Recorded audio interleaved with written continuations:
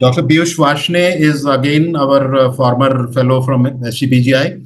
He is currently at the AIIMS Jodhpur in the Department of Surgical Gastroenterology. Thank you very much. First of all, it's a great privilege and proud moment for me to present in front of my mentors and teachers, Professor Kapoor and Professor Rajan Saxena, whom I have been trained with.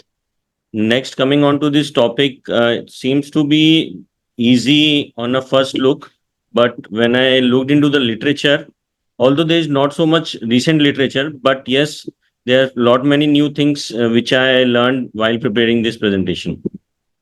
So, although evaluation has been already been dealt by Dr. Eunice, I'll just briefly touch the important points in the evaluation of concomitant gallstones and CBD stones, and then quickly move on to the management. So, there is a term which has been coined for a combined gallstone and CBD stone, that is known as cholecystocholelithiasis. And around 10 to 18% patients who undergo laparoscopic cholecystectomy are found to have synchronous CBD stones. So they can be found either intraoperatively or preoperatively. So majority of them are secondary, and treatment is always required because they are prone for risk of cholangitis and organ failure. So pre-operative evaluation, it has to be thorough because the presentation can be as small as from asymptomatic to as worse as it can be a life-threatening septic shock. So it has to be guided by what presentation the patient has come to us, whether the patient is asymptomatic, presented with biliary colic, jaundice, cholangitis, or pancreatitis. So as to briefly summarize the presentations, these are the five most common presentations of CBD stone. The last two presentations, the cholangitis and pancreatitis, they have to be dealt seriously because there is a risk of mortality associated with these conditions. So whenever the patient comes with cholangitis or pancreatitis, a thorough evaluation needs to be done, and the urgent biliary drainage or control of sepsis has to be done if required. So these are the routine blood investigations which are routinely done before any proceeding to any procedure for a patient of CBD stones. That includes CBC, liver function test, amylase and lipase to rule out pancreatitis, CRP, bile and blood culture are usually sent if the patient is in cholangitis. Already discussed, ultrasound is the first investigations. It has got a poor sensitivity and specificity, but it can give a roadmap depicting IHBRD as well as a level of block. CT scan, it has a specific indications if the patient, if we are suspecting any malignancy or there is a complication of CBD stones like pancreatitis or any abscess. Earlier, there was a time when CT cholangiography was done, but now it has faded out because of the introduction of MRCP as well as endoscopic ultrasound. Next is the MRCP. Nowadays, it is readily available and should be done in each and every patient of CBD stone because it has high sensitivity as well as specificity. It has the chances of missing small stones less than 5 mm as well as the peripancreatic edema can reduce the accuracy. Next is the endoscopic ultrasound, not available readily at each and every center, but it has got high sensitivity and specificity when compared to MRCP on head-to-head comparison. And people have advocated that US-directed ERCP seems to be cost-effective when done in a same session for CBD stone. Biliary scintigraphy, or commonly known as hydrous skin, not routinely done because it just gives out where a biliary continuity is there, does not give any anatomical roadmap to us. This is the summary. Most important is the MRCP, which is readily available nowadays and should be done in all the cases. And it has a drawback that it is although costly and can miss stones less than 5 mm. So there are many prediction models when the patient present to us with gallstones and we are suspecting a CBD stone. So there are many prediction models have been developed. So this was the first prediction model, the model that was developed by Lecken and Huger in 1988. That depends upon age, pain abdomen, CBD diameter as well, and the smallest gallstone diameter. And if the score is more than 3.5, that requires additional biliary evaluation. But it is outdated and faded out. The most commonly has already been discussed by Dr. Eunice is the ASG risk stratification, originally given in 2010 and has been modified in 2019. This includes three predictors: moderate, strong, and very strong, that classifies the patient into three risk categories: low risk, moderate risk, and very high risk. So includes abnormal LFT, age, presentation with pancreatitis, CBD diameter, level of bilirubin, ascending cholangitis, and if there are CBD stones on ultrasound or any previous imaging. So this is a roadmap based on the suspicion of CBD stones based on this risk prediction model of given by American Society of Gastroenterologists. So on the basis of this, if the patient falls into the category of a low risk, a laparoscopic cholecystectomy is recommended straightforward. If there is an intermediate risk category and there is a facility of intraoperative cholangiogram or intraoperative ultrasound, then it should be done. And if it is not available, then a laparoscopic CBD exploration or a post-op ERCP may be recommended. But most common is a pre-operative evaluation with endoscopic ultrasound or MRCP, followed by pre-operative ERCP. That is the most common pathway that is being followed. And if there is a high risk, and then obviously the recommendation is to get a pre-operative ERCP. So now coming on to the main topic of management. So there are two conditions when the stone is detected intraoperatively or preoperatively. So most common scenario now with nowadays imaging is that the stone will be detected preoperatively. So preoperative stone straightforward nowadays are the routine recommendation is to get a ERCP and stone removal. But the timing of ERCP is debated if there is a detection of stone intraoperatively. For gallstone, there is no debate that the laparoscopic cholecystectomy is standard of care. But with respect to the CBD exploration, still there are many approaches and there are many debates for these approaches that I will deal with one by one later on. So broadly classified, there are two approaches to manage the CBD stones. First is the single stage procedure, that is the simultaneous. To do a simultaneous laparoscopic cholecystectomy with laparoscopic CBD exploration if the expertise is available. Second procedure, simultaneous procedure is laparoscopic with intraoperative ERCP. This procedure, when I talk with this simultaneous laparoscopic with intraoperative ERCP, is meant that with a single anesthesia and with either with a Rendezvous technique or directly cannulating the ampulla, the CBD is cleared with low risk, low insufflation. So this is one of the preferred modality as recommended in the literature. Third is the open cholecystectomy with open CBD exploration that has got a specific indications that I will deal in subsequent slides. Next strategy is a two-stage procedures when mostly followed when the stones are detected preoperatively. So most common procedure is a preoperative endoscopic retrograde cholangiopancreatography with the CBD clearance, followed by a laparoscopic cholecystectomy with a gap of around 12 to 24 hours. And second is the laparoscopic cholecystectomy with post-op ERCP. That has also got specific indications that I will deal with in one of my subsequent slides. Currently, there is no consensus on what simultaneous approach should be used. There are meta-analysis which I will discuss. So when to do ERCP? When there is a clear-cut diagnosis of CBD stone either on a ultrasound or MRCP, so preoperative ERCP has to be done. But the question arises when there is a high risk or an intermediate risk of detection of CBD stones based on the risk prediction models. So it has been questioned about the patient selection, and it has been proved that it is not cost effective, and complex scoring systems have already been discussed. And previously, US and MRCP were thought to be costly and were not available, but nowadays MRCP is routinely available, so should be done as a standard of care. When doing an intraoperative ERCP, there are organizational problems regarding the concerning availability of the endoscope in the operative room. And when we are dealing with ERCP after surgery, we have to be cautious because if the ERCP fails, then patient may require a third procedure for a completion CBD exploration.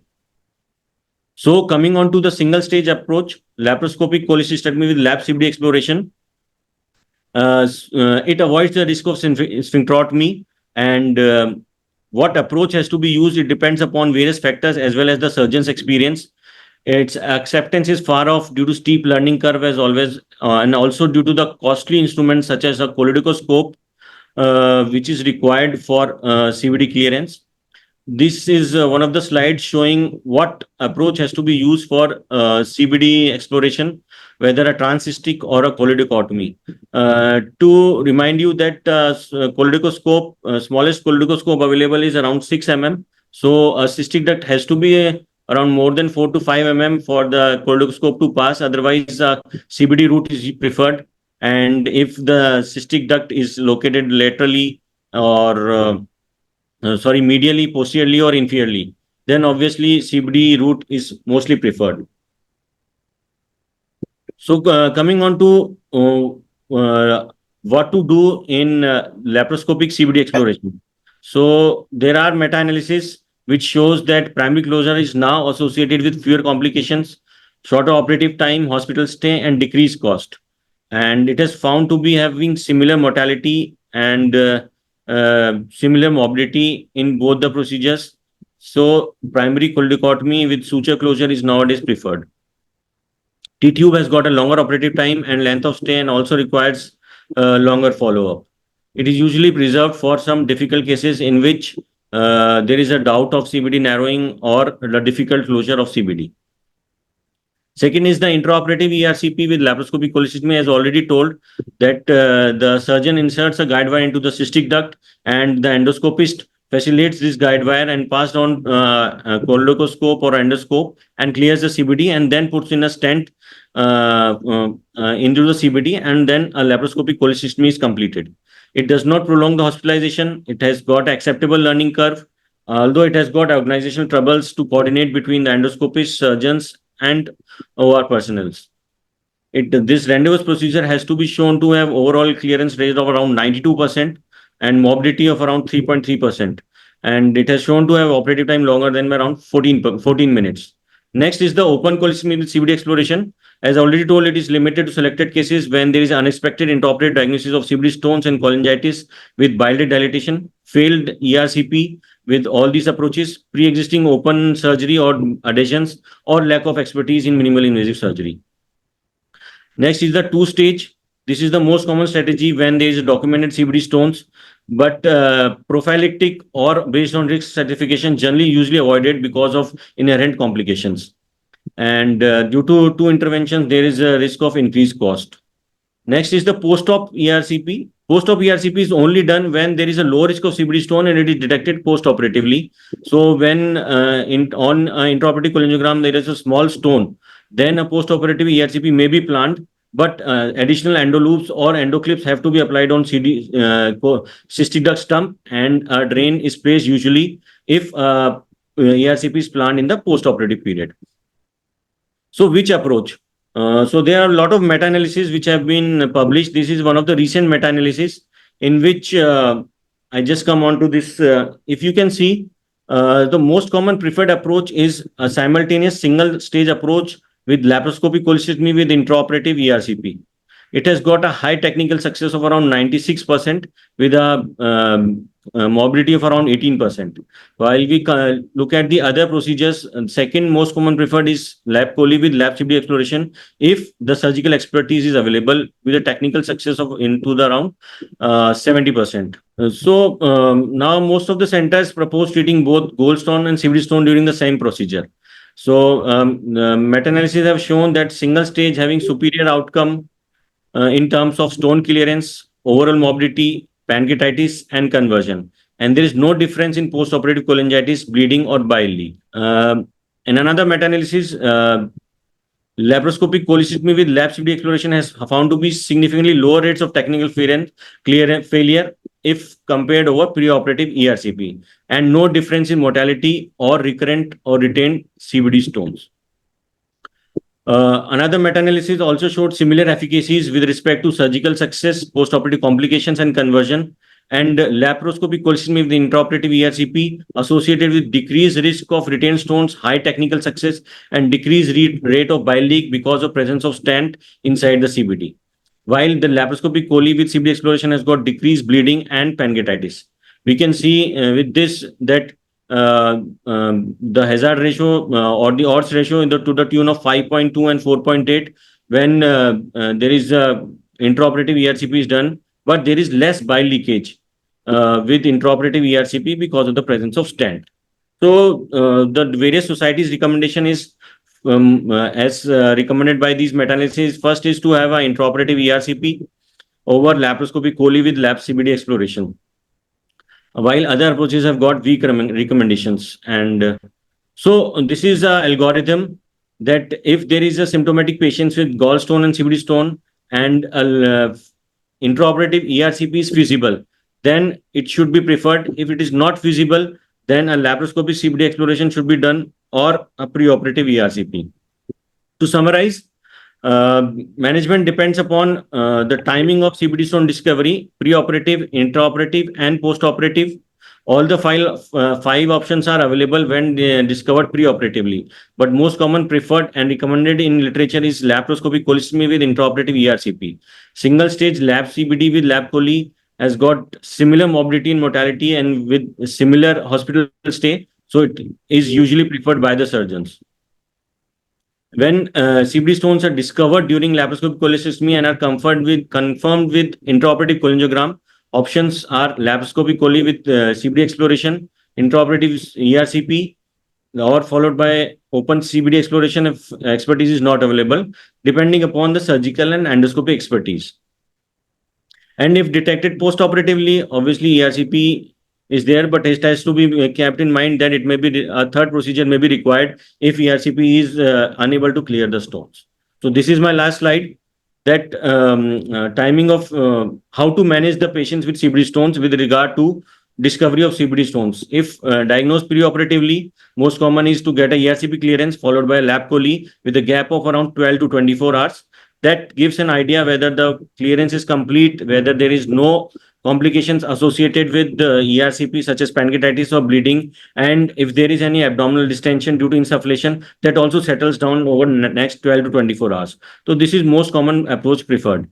Next is the surgical CBD exploration with cholecystectomy, mostly laparoscopic. If detected intraoperatively, then most preferred is to do simultaneous exploration and or ERCP if expertise available. And if detected postoperatively, then ERCP or US guided clearance can be done. If fails, then one of these modalities can be adopted. Thank you. Thank you, Peeyush. Yes. I have a comment to make, Peeyush. Yes, sir. One thing that you did not talk about in your presentation is which CBD should not be explored by the average surgeon if exploration is required, and what are the complication rates in very small size CBDs, 4 to 6 millimeter size CBD, and which procedure should not be attempted in normal size CBD. That is something which should have been there on your presentation, because many surgeons, if they know that there is a CBD stone, they would like to open and remove it at surgery without appreciating that a small size CBD, when you're closing it, is likely to stricture. So Yes, sir. that part is something which you should put in the next presentation, wherever you make it. Piyush, I wanted to ask you, you said that most reports and reviews and meta-analysis are saying that lap chole with intra-op ERCP. But do they talk about the problem of logistics and also the positioning of the patient? So would you like to comment on that? So most of the literature or the studies are from outside India, sir, like either from the West or the Eastern world. So mostly in these centers, the logistics or the coordination is not a problem. So mostly it is not being talked about. But I always mention in the comments or in the discussion that these are the inherent problems with having an intraoperative ERCP. So like what we follow or mostly in all the Indian centers is followed is to get a preoperative ERCP. Intraoperative ERCP is surely very difficult to coordinate with, and also it is associated with the like abdominal distension or small bowel distension, which leads to less operative space. So these are the two problems which are mainly encountered with simultaneous intraoperative ERCP. And these reports, when they do mention lap chole with intra-op ERCP, which is done first? Is the gallbladder handled first, or are the CBD stones handled first? It is the gallbladder that is handled first. So the surgeons handles the gallbladder, cannulates the cystic duct, passes a guide wire, which makes it easy for the endoscopist to cannulate the ampulla and then pass a cholecystoscope or an endoscope into the CBD and then do the procedure. But the cons of this would be that if I have done the cholecystectomy and suppose the endoscopist fails to remove the CBD stone, then I need to explore the CBD laparoscopically. And because I have removed the gallbladder, I lose the retraction on the liver. So they just do a small nick into the cystic duct. They don't divide the cystic duct. Just That's a what nick into the cystic duct to pass into a guide wire, and the gallbladder is held to the liver bed for facilitating the retraction. And I would like to repeat the point which Dr. Rajan made, and that's a very, very important point, especially if you do an intraop cholangiogram and find small stone or stones in the CBD which is not dilated. Unless you have the equipment, you have the skill, you have the expertise to do a transcystic CBD exploration, transcholedocal in these cases, if you make a nick in the undilated or not well dilated CBD and there are stones, the chances that you may not be able to clear, number one, and more importantly, that you may cause a CBD stricture. We have to remember that following cholecystectomy, CBD exploration is the next common cause of a bit benign biliary stricture. So, undilated CBD should preferably not be explored, whether lab or open. It is best to leave these stones in situ and handle them post-operatively as early as possible endoscopically, because small stones in an undilated CBD are best suited for endoscopic management. I want to ask a question to Yes, please. Dr. Peeyush. Yes. Regarding primary closure of CBD, is it required that the patient should be having undergone ERCP or not, or papillotomy, or the patient should not have undergone earlier ERCP? Can we use primary closure in every patient? Yeah, Peeyush? Yeah. I think as already highlighted by Rajan sir, that primary closure is, although preferred in literature, is reserved in cases of dilated CBD. So it is not necessary whether the patient has got a prior ERCP. No, my question is not that. I want to ask, for example, when we do ARCP, we had they do papillotomy, so sphincter pressure are relieved, the bile flow is easy, and when we do the primary closure, the risk of leaks and blowout are less. But when we do in patient who has not undergone ERCP, the sphincter is intact. It can generate a pressure that can lead to leaks with the primary closure. So it usually not recommended to have a prior ERCP or sphincterotomy for doing a primary closure. You have to ensure that you have done. What does the literature say? So should is it that primary closure should be done in every patient, irrespective of the pre-op ERCP?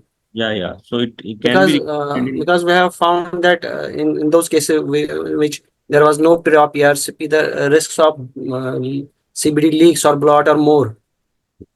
In absence of ERCP, pre-op ERCP. Eunice, what you are saying what used to be said or mentioned in the textbooks, but as Peeyush has shown, the literature says that I think the only prerequisite is that you should document a CBD clearance. There should be no residual stone. So if you have cleared the CBD and if the CBD is not inflamed, friable, sutures are not cutting through, then I think the evidence says that primary closure can be done in all cases of CBD exploration, whether lab or open. Am I correct, Peeyush? Yes, sir. Primary requisite is that the CBD should be cleared. And you always ensure either by passing an infant feeding tube or something that there is patency and either a fluid or something is going into the duodenum before doing a primary closure. Vinay, can I make a comment here? Yes. A very important thing I would like to highlight here, what Dr. Vinay Kapoor said, normal size CBD for exploration, one of the least reported complications, because people don't report these things, and not that they are actually infrequent. I have seen it and I have had to manage it on table. The injury to portal vein in CBD exploration. A small diameter, thin walled CBD, in attempting to open it, the surgeon was just a little more forceful and he went through the posterior wall of CBD and slightly portal vein. The situation had to be salvaged. The consequences were not bad, but that is a real problem that can happen for an unwary surgeon. He doesn't know what this CBD diameter means. That is one thing. Second thing, documentation of completion of CBD clearance is extremely important. And for all those surgeons who want to attempt a laparoscopic CBD exploration for stone clearance, one of the most mandatory things in your armamentarium is a 6 cholecystoscope. If you do not have that in your armamentarium, please don't attempt laparoscopic CBD exploration. You don't know when you're going to need it. Your best efforts at milking out and with multiple CBD stones, this can be a real issue in a normal size duct. So these are dangerous pitfalls. If you are not careful about them and you are not ready, you will be caught with your pants down on the table. And you will not know how to retrieve. You convert it there and there. That's a good, safe message of getting out. But you should not attempt a lap CBD exploration if you do not have the right size cholecystoscope available to you. I'm waiting for my turn because it's very interesting discussion going on, and I fully agree with Rajan Saxena sir that normal size CBD with primary closure needed is very risky for stricture, and obviously the posteriorly portal vein is there. The cautery setting should also be adequate because it should not be higher like we use in gallbladder, but for CBD it should be a bit lower setting. Another thing is like finding stone in normal size CBD is also it's also a is a side effect of IOC. Most probably the intra of finding of the stone, if we perform elective intraoperative cholangiogram, then I think normal size CBD with some stones will be found. Although last comment to add is that even the normal size CBD are very risky for creation of pancreatitis in ERCP. So in all modalities of CBD stone treatment, be it endoscopic, be it laparoscopic, or be it open, the normal size or a lower size CBD is the risk factor. So Peeyush, going back to a pre-operatively detected CBD stone, either on MRCP, either on ultrasound, MRCP or endoscopic ultrasound, you said that three options: lap chole with pre-op endoscopic clearance followed by lap chole and simultaneous lap CBD exploration, and lap chole with intra-op ERCP. Now, at least for our country, most centers, including some premier institutions, the third option seems to be logistically very difficult. So let us keep that out for the time being. We have basically two options: pre-op endoscopic clearance followed by lap chole and lap CBD exploration.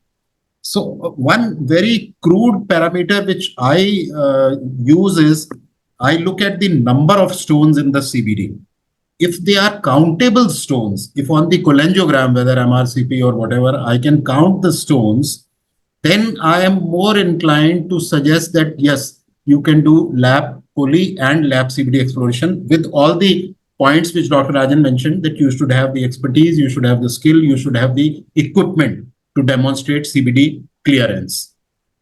On the other hand, if it is an undilated CBD with multiple small non-countable, why I said countable? Because if I know that there are 3 stones in CBD and I have taken out 3 stones during the lap CBD exploration, I know that I have cleared all of them. But if there are multiple stones, I don't know. Then it is absolutely mandatory to have a post-exploratory cholangiogram or choledocoscopy to demonstrate that CBD is clear and then handle it. So that could be one crude kind of a method to decide the CBD diameter and number of stones and size of stones, which one can use to decide whether pre-op clearance.